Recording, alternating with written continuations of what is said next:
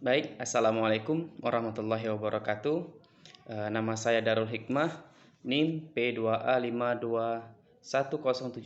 Saya adalah mahasiswa Magister Pendidikan IPA Universitas Jambi. Di sini saya akan membuat video mengenai analisis dan sintesis sebuah artikel. Tapi sebelum kita mulai, ada lebih baiknya silahkan dulu di subscribe, like, dan komen untuk kemajuan channel YouTube saya. Oke, jurnal atau artikel pertama yaitu berjudul Pengaruh Blended Learning berbasis elektronik modul pada materi ekosistem terhadap motivasi belajar siswa di MANU Mazra'atul Huda Karanganyar, Demak. Nah, artikel ini ditulis oleh Andi Asyhari, Aulia Rahmawati, tahun terbitnya itu 2021. Judul artikelnya itu Pengaruh Blended Learning berbasis elektronik modul pada materi ekosistem terhadap motivasi belajar siswa di Madrasah Aliyah Nahdlatul Ulama Mazra'atul Huda Karanganyar, Demak. Jurnal ProLife volume 8 nomor 3 dari halaman 249 sampai halaman 259. Oke, untuk fokus penelitian, jenis penelitian ini merupakan penelitian eksperimen dengan pendekatan kuantitatif. Penelitian ini dilaksanakan di MANU Mazra'atul Huda Karanganyar, Demak, tahun pelajaran 2020-2021. Sedangkan sampel dalam penelitian ini adalah siswa kelas 10 IPA 1 dan kelas 10 IPA 2, di mana kelas 10 IPA 1 sebagai kelas eksperimen dan kelas 10 IPA 2 sebagai kelas kontrol. Teknik pengumpulan data yang dilakukan peneliti adalah untuk memperoleh data-data penelitian dengan angket dan dokumentasi. Oke, selanjutnya itu untuk hasil. Data hasil perolehan angket respons siswa terhadap pembelajaran blended learning berbasis elektronik modul diketahui bahwa dari 29 siswa kelas penerapan, siswa yang memiliki respon sangat tinggi dengan persentase 55%. Siswa yang memiliki kategori tinggi dengan persentase 38%. Yang 58% tadi itu adalah sangat tinggi ya. Dan yang memiliki respon sedang dengan persentase 7%.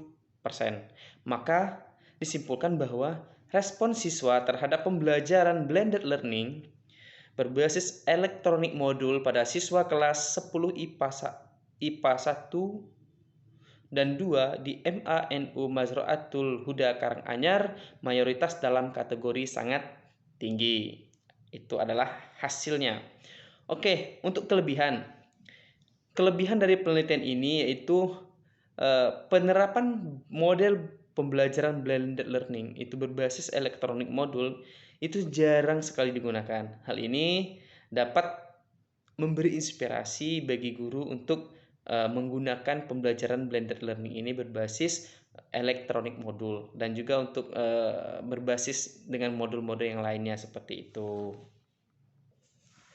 Selanjutnya untuk kekurangan. Nah, tadi ada kelebihan dari artikel ini, selanjutnya itu adalah kekurangannya. Kekurangannya adalah jika dilihat dari teknik pengumpulan data, menurut saya belum pas untuk mengukur hasil penerapan model pembelajaran blended learning ini. Dan jika dilihat dari data, tidak meyakinkan karena pada skor sedang dan rendah bisa dikatakan tidak ada data.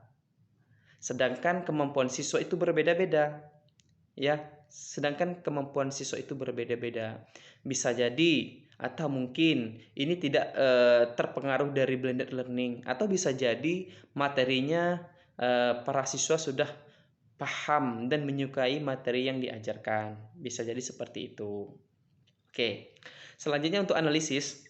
Penelitian ini menurut saya belum sepenuhnya bisa dikatakan positif diberikan kepada siswa. Dikarenakan mungkin teknik dan cara pengumpulan data yang tidak begitu pas, dikarenakan persentase dari kelas eksperimen dan kontrol hanya berbeda 6,51% saja. Bisa jadi ini tidak positif dikarenakan perbedaan tersebut. Bisa jadi ya. Selanjutnya untuk sintesis. Nah, dari artikel ini, dari data kita dapat kemukakan bahwa penerapan model blended learning di dalam kelas jika dilakukan dengan strategi dan model yang baik memang bisa meningkatkan motivasi belajar siswa. Apalagi berbasis modul elektronik yang akan menyita perhatian siswa apabila didesain sedemikian rupa. Ya. Tetapi ada lebih bagusnya lagi apabila penerapan model blended learning ini berbasis project. Ya, ini menurut saya berbasis project dengan berbantuan media sosial. Berbasis project dengan bantuan media sosial untuk meningkatkan jiwa entrepreneurship siswa pada materi keanekaragaman tumbuhan. Nanti adapun proyek yang akan dihasilkan yaitu berupa karya ekoprint pada sebuah batik atau baju. Itu nanti mungkin lebih bagus bisa diterapkan seperti itu ya. Oke, baik. Selanjutnya jurnal atau artikel yang kedua itu artikel yang diteliti oleh Basuki Sugiarto dan kawan-kawan tahun 2018. Judul artikelnya itu Pengaruh Perendaman dan Tingkat Kematangan Buah Kakao atau Theobroma Kakao L terhadap perkecambahan dan pertumbuhan perkecambahan biji kakao. Itu volume 1 nomor 2 halaman 1 sampai 10. Untuk fokus penelitian. Nah, penelitian ini dilakukan menggunakan metode rancangan acak lengkap atau sering disebut dengan RAL dengan pola faktorial. Kombinasi perlakuan yang digunakan berjumlah 6 kali setiap perlakuan diulangi 4 kali. Jadi 6 kali percobaan, setiap perlakuan diulang sebanyak 4 kali. Sehingga diperoleh 24 kali satuan percobaan. Setiap satu percobaan adalah satu polybag ukuran 3 kg yang berisi media tanam dengan proporsi media tanam yang sama. Jadi tanah yang di dalam itu sama kalau menggunakan media tanah yang ditanami dengan 4 macam bibit kakao. Ya, gitu ya. Untuk hasilnya itu analisis ragam menunjukkan bahwa tingkat kematangan buah kakao dan perlakuan perendaman memberikan pengaruh yang nyata terhadap perkecambahan dan pertumbuhan biji kecambah kakao. Persentase perkecambahan biji paling efektif pada perlakuan perendaman dengan tingkat kematangan kuning pada buah dan alur pada punggung buah.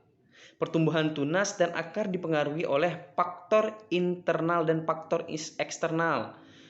Berat kering tanaman merupakan akumulasi hasil fotosintesis yang berupa protein, karbohidrat, dan lipid. Proses pembentukan dari hasil respirasi dinamakan glukosa diperoleh dari hasil perombakan cadangan makanan dan hasil fotosintesis. Jumlah energi ATP yang akan digunakan untuk pengangkutan unsur hara ke dalam sel-sel daun. Itu adalah hasilnya itu nanti. Nah, untuk kelebihan kita dapat mengetahui tentang perlakuan, perendaman, dan tingkat kematangan buah kakao atau Theobroma Kakao L yang berbeda memberi interaksi yang nyata terhadap persentase perkecambahan, tinggi tanaman, berat kering tanaman, rasio tunas akar, dan kandungan klorofil A, B, dan total. Seperti itu. Itu adalah kelebihannya. Adapun untuk kekurangannya itu naskah artikel ilmiah saat ini itu masih dalam proses telaah dan reviewer dan akan diterbitkan dalam Jurnal Biologi Eksperimen dan Keanekaragaman Hayati atau JBEKH pada volume dan nomor mendatang. Jadi artikel ini belum diterbitkan oleh jurnal. Jadi inilah kekurangannya seperti itu ya. Nah, untuk analisis, penelitian ini bagus sekali. Akan tetapi dalam penelitian ini tidak digambarkan ya, tidak digambarkan apa di mana itu sampel A, sampel A1, A2 dan A3 ya, sehingga pembaca tidak bisa memprediksi buah kakao yang seperti apa ya yang disebutkan, dan juga tidak dijelaskan lamanya perendaman.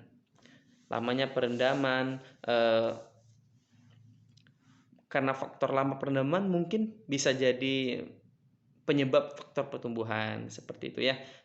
Itu jadi faktor perendaman bisa jadi mempengaruhi pertumbuhan pada kakao. Baik, selanjutnya itu adalah sintesis. Nah, penelitian ini sangat bagus sekali untuk melihat daya tumbuh kecambah biji kakao. Melihat terus melihat dampak limbah dari kulit buah kakao itu sendiri. Biasanya dibuang saja oleh petani. Di sini saya berpendapat atau saya mendapatkan ide baru bagaimana limbah kulit kakao ini sendiri dibuatkan pupuk cair.